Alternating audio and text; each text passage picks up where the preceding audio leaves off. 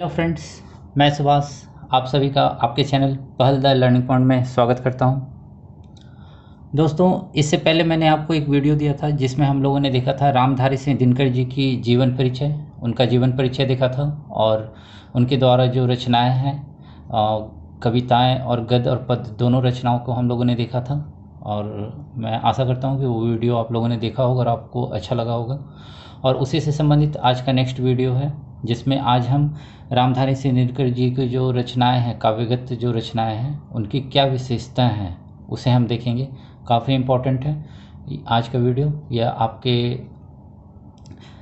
Jharkhand staff selection के जो CGL के एग्ज़ाम है उसके लिए तो इम्पोर्टेंट है, साथ में जेपीएससी, बीपीएससी और अन्य जो पीसीएस के एग्ज़ाम होते हैं या हिंदी से संबंधित जहाँ पर भी सब्जेक्टिव क्वेश्चन पूछे जाते हैं तो उसके लिए काफ़ी इंपॉर्टेंट होगा। इसे आप इस तरह से देख सकते हैं। आज का क्वेश्चन यह होगा कि रामधारी सिंह दिनकर जी की काव्यगत विशेषताओं पर संक्षिप्त नोट लिखें या काव्यगत विशेषताओं पर का उल्लेख करें।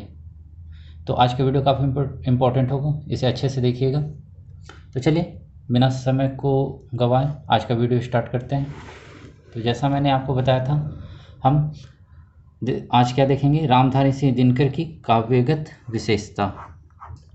ठीक है, तो पहला पॉइंट इससे संबंधित है। देखिए क्या है, रामधारी सिंह दिनकर जी की काव्यगत विशेषताओं को दो भागों में देखा जा सकता है। इनके द्वारा जो रचनाएं हैं उसे हम कितने भागों में, उनकी जो काव्य की विशेषताएं उसे कितने भागों में देख सकते हैं, उसे दो भागों में देख सकते हैं। और वो दो भाग कौन से हैं, तो देखिए पहला जो भाग है वह है भाव पक्ष और दूसरा है कला पक्ष। भाव पक्ष कहने का मतलब है उनके द्वारा जो रचनाएं लिखी गई, जैसे कि हम देखते हैं कि उनकी रचनाओं में राष्ट्रीयता की भावना ज़्यादा थी, तो उनके जो रचनाओं में जो भावना व्यक्त की गई है तो वही भाव पक्ष हो गया।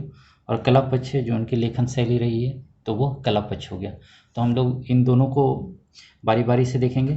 तो सबसे पहले हम भाव पक्ष देखेंगे, जैसा कि आप यहाँ पर देख रहे हैं, दिनकर जी की काव्य का भाव पक्ष। तो सबसे पहले हम भाव पक्ष देखेंगे और मैं यहाँ पर बता देता हूँ कि भाव पक्ष में 4 पॉइंट हैं और कला पक्ष में भी 4 पॉइंट हैं और ये काफ़ी इंपॉर्टेंट है, तो इसे अच्छे से देखिएगा। चलिए, पहला जो भाव पक्ष का पॉइंट है वह है राष्ट्रीयता का स्वर्ग। हम लोगों ने पहले जो मैंने वीडियो दिया है, आप लोग अगर देखें तो उसमें ही आप लोगों ने देखा होगा कि इनकी जो रचनाएं हैं वह राष्ट्रीयता की भावना से ओतप्रोत हैं। ओज, इनकी रचनाओं में ओज दिखता है। तो यहाँ देखिए पहला पॉइंट क्या है, रामधारी सिंह दिनकर जी राष्ट्रीय चेतना के कवि हैं। दिनकर जी का मानना था कि, दिनकर जी क्या मानते थे, राष्ट्रीयता हमारा सबसे बड़ा धर्म है। दिनकर जी क्या मानते हैं, राष्ट्रीयता हमारा सबसे बड़ा धर्म है और पराधीनता यानी गुलामी हमारी सबसे बड़ी समस्या है। इसे याद रखिएगा। राष्ट्रीयता का स्वर जो उनका भाव पक्ष है उसमें क्या बोला जा रहा है कि रामधारी सिंह दिनकर जी राष्ट्रीय चेतना के कवि हैं और दिनकर जी का क्या मानना है कि राष्ट्रीयता हमारा सबसे बड़ा धर्म है, इससे बड़ा धर्म कोई नहीं है, और गुलामी हमारी सबसे बड़ी समस्या है। नेक्स्ट पॉइंट इससे संबंधित है, दिनकर जी की रचना त्याग, बलिदान और राष्ट्र प्रेम की भावना से ओतप्रोत है। ये राष्ट्रीय चेतना के कवि हैं, तो इनकी रचनाओं में क्या हमें देखने को मिलता है, राष्ट्र प्रेम देखने को मिलता है, त्याग बलिदान की भावना इनकी रचनाओं में रहती है। इसी क्रम में दिनकर जी की एक रचना है और उसमें वह भारत के कण कण को जगाने के लिए आह्वान करते हैं। देखिए, दिनकर जी ने भारत के कण कण को जगाने के क्रम में हिमालय का आह्वान करते हुए कहते हैं, क्या कह रहे हैं, देखिए, ले अंगड़ाई उठे धरा, कर निज विराट स्वर में निनाद, हुंकार भरे तू सैलराट, फट जाए कुहा भागे प्रमाद। फट जाए कुहा मतलब आलस्य जो है वो हट जाए और देश के लिए, राष्ट्र के लिए राष्ट्र प्रेम की भावना उत्पन्न हो। तो हिमालय का आह्वान करते हुए भारतवासियों के लिए दिनकर जी यह पंक्ति बोलते हैं। तो आपने इसे देख लिया। दिनकर जी के भाव पक्ष में पहला पॉइंट था राष्ट्रीयता का स्वर। अब हम देखेंगे इसका दूसरा पॉइंट और वह है प्रगतिशीलता। प्रगतिशीलता मीन्स निरंतर बढ़ने की कोशिश करना। तो प्रगतिशीलता में क्या बोला जा रहा है, देखिए, रामधारी सिंह दिनकर जी ने अपने समय के प्रगतिशील दृष्टिकोण को अपनाया। कहने का मतलब है, जैसा कि हम लोगों ने ऊपर देखा कि दिनकर जी की जो रचना है वो राष्ट्रीय चेतना से संबंधित है, लेकिन दिनकर जी ने इसके अलावा भी जो उस वक्त उनके समय में जो सामाजिक बुराइयां थी उसको भी उन्होंने अपनाया और उससे संबंधित भी रचनाएं लिखी हैं। उसी पर बोला जा रहा है कि रामधारी सिंह दिनकर जी ने अपने समय के प्रगतिशील दृष्टिकोण को अपनाया। और उसी से संबंधित देखिए नेक्स्ट पॉइंट है, क्या था वो, दिनकर जी ने अपनी रचनाओं के माध्यम से उजड़ते खलिहानों, कृषि से संबंधित जो उस वक्त की समस्याएं थी उस पर इनके द्वारा कविताएं काव्य लिखा गया। तो उस पर देखिए क्या बोला जा रहा है कि दिनकर जी ने अपनी रचनाओं के माध्यम से उजड़ते खलिहानों, जर्जरकाय कृषकों, किसानों के बारे में बोला जा रहा है, किसानों की जो स्थिति थी उसके बारे में, जर्जरकाय कृषकों और शोषित मजदूरों, उस वक्त जो मजदूर थे उनका जो शोषण किया जा रहा था उसका भी मार्मिक चित्र अंकित करते हैं। तो इसे फिर से देख लिए, दिनकर जी ने अपनी रचनाओं के माध्यम से उजड़ते खलिहानों, जर्जरकाय कृषकों और शोषित मजदूरों के मार्मिक चित्र का अंकित किया है। और नेक्स्ट है, इनकी जो कुछ रचनाएं हैं तो वह प्रगतिवादी विचारधारा पर आधारित है। देखिए कौन कौन सी हैं। दिनकर जी की हिमालय, तांडव, बौद्धिज्म, कसमें देवाय, पाटलिपुत्र की गंगा आदि रचनाएं प्रगतिवादी विचारधारा पर आधारित है। और इसी क्रम में देखिए दिनकर जी कुछ बोलते हैं, लिखते हैं, क्या लिख रहे हैं, सूखी रोटी खाएगा। यहाँ पर जैसा कि उजड़ते खलिहानों और किसानों की जो स्थिति थी, खराब स्थिति थी, उसी पर आधारित है कि सूखी रोटी खाएगा जब कृषक खेत में धरकर हल, तब दूंगी मैं तृप्ति उसे बनकर लोटे का गंगा जल। पाटलिपुत्र की जो गंगा इनका जो रचना है उसमें बोला गया है कि सूखी रोटी खाएगा जब कृषक खेत में धरकर हल, तब दूंगी मैं तृप्ति उसे बनकर लोटे का गंगा जल। तो यह दिनकर जी की प्रगतिशीलता जो दृष्टिकोण है, प्रगतिशील दृष्टिकोण है, उसमें जो कृषि के क्षेत्र में जो उस वक्त की बुराइयां थी उस पर यह पंक्ति कहा गया है। तो आज हमने यहाँ पर 2 पॉइंट सबसे पहले देखा, राष्ट्रीयता का स्वर, और दूसरा था प्रगतिशीलता का स्वर। तो भाव पक्ष में मैंने बताया था आपको कि 4 पॉइंट हैं, तो हमने 2 देखा है, 2 आगे देखते हैं। वीडियो को पूरा देखने का प्रयास कीजिएगा। और इसके पहले भी मैंने आपको एक बात बताया कि वीडियो को 1 से 2 बार देखिए और उसे फिर खुद लिखने का प्रयास कीजिए, अपना नोट्स खुद बनाइए, तो आपको और आसानी से याद होगा। तो चलिए यहाँ पर हम तीसरा पॉइंट देखते हैं। और तीसरा पॉइंट क्या है, प्रेम और सौंदर्य। दिनकर जी की रचनाएं तो राष्ट्रीय चेतना से संबंधित, भावना से संबंधित तो थी ही, लेकिन उनकी कुछ रचनाएं हैं जो प्रेम सौंदर्य से भी संबंधित है। तो उनकी रचनाओं में देखिए क्या बोला जा रहा है, जो भाव पक्ष है उसमें प्रेम सौंदर्य भी है। और क्या बोला जा रहा है, दिनकर जी यह मानते हैं कि राष्ट्रीय चेतना उनके अंदर जन्मी नहीं है। दिनकर जी क्या बोल रहे हैं कि राष्ट्रीय चेतना की जो भावना है उनके अंदर, वह जन्म से उनके अंदर नहीं है, यह तो परिस्थितियों के फलस्वरूप उत्पन्न हुई है। और परिस्थितियां क्या थी, भारत गुलाम था उस वक्त, जो भारतवासियों का अत्याचार हो रहा था, तो उन्हीं परिस्थितियों के कारण राष्ट्रीय चेतना दिनकर जी के अंदर जन्मी हुई है। तो इस पॉइंट को फिर से देखिए, दिनकर जी यह मानते हैं कि राष्ट्रीय चेतना उनके अंदर जन्मी नहीं, यह तो परिस्थितियों के फलस्वरूप उत्पन्न हुई है। और इसी के क्रम में बोला जा रहा है कि किंतु सच तो यह है, नेक्स्ट पॉइंट है, किंतु सच तो यह है कि दिनकर जी सुकुमार कल्पनाओं के कवि हैं।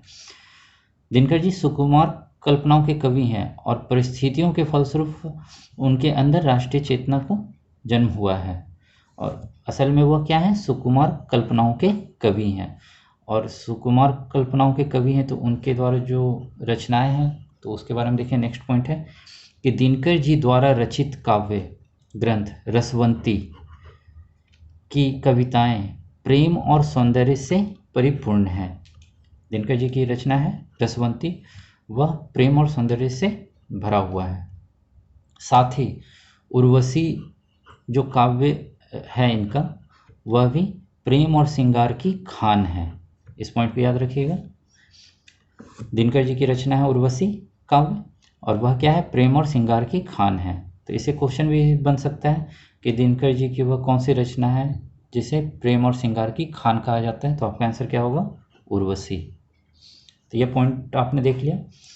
दिनकर जी की जो भाव पक्ष है वह राष्ट्रीय चेतना तो है ही, साथ में प्रेम सौंदर्य प्रेम श्रृंगार से भी संबंधित है। तो आपने यहाँ पर थर्ड पॉइंट देख लिया। चलिए फोर्थ पॉइंट है रस निरूपण।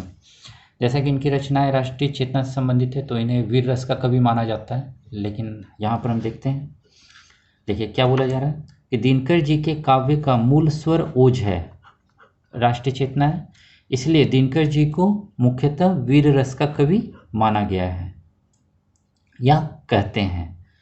यहाँ तक आपने देख लिया, दिनकर जी को वीर रस का कवि कहा जाता है। किंतु नेक्स्ट पॉइंट है किंतु इनके द्वारा जो रसवंती काव्य लिखा गया है, उर्वशी लिखा गया है, तो उसके लिए बोला जा रहा है किंतु दिनकर जी की काव्य रचनाओं में वीर रस के अलावा श्रृंगार रस, करुण रस का भी प्रयोग देखने को मिलता है। और यह किस रचना में है, तो रसवंती और उर्वशी जो इनकी रचना है उसमें यह देखने को मिलता है।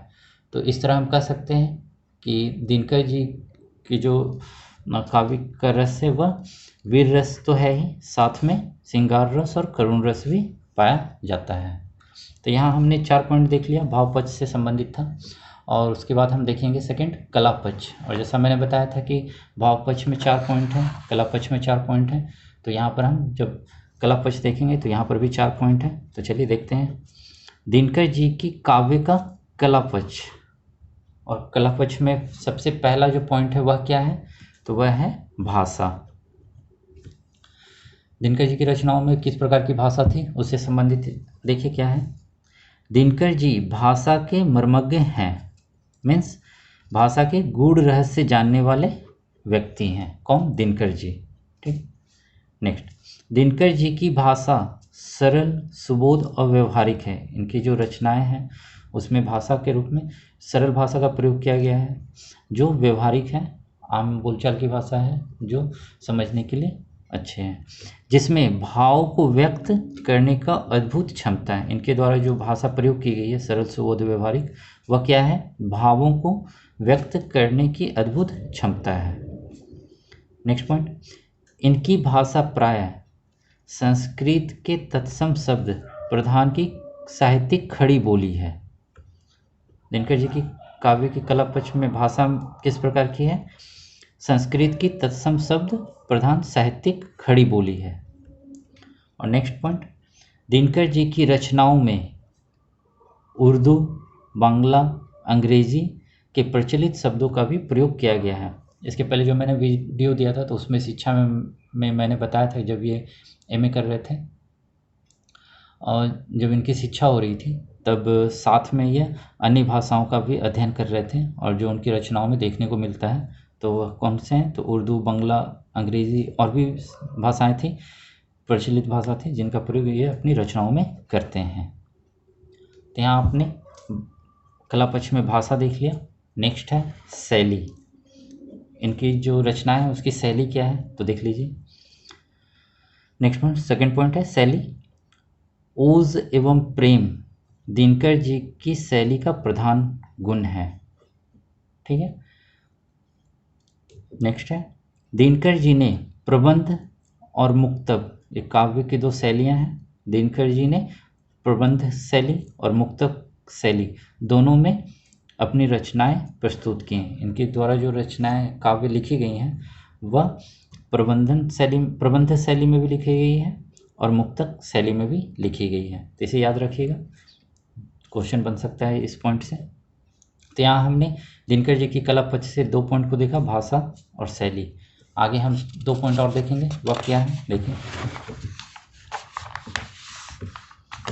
नेक्स्ट जो कला पक्ष में है वह है अलंकार। इनकी जो रचनाएं हैं उसमें अलंकार का प्रयोग किया गया है। हम जानते हैं कि अलंकार का प्रयोग कर किसी भी रचना को सुंदर बनाया जाता है।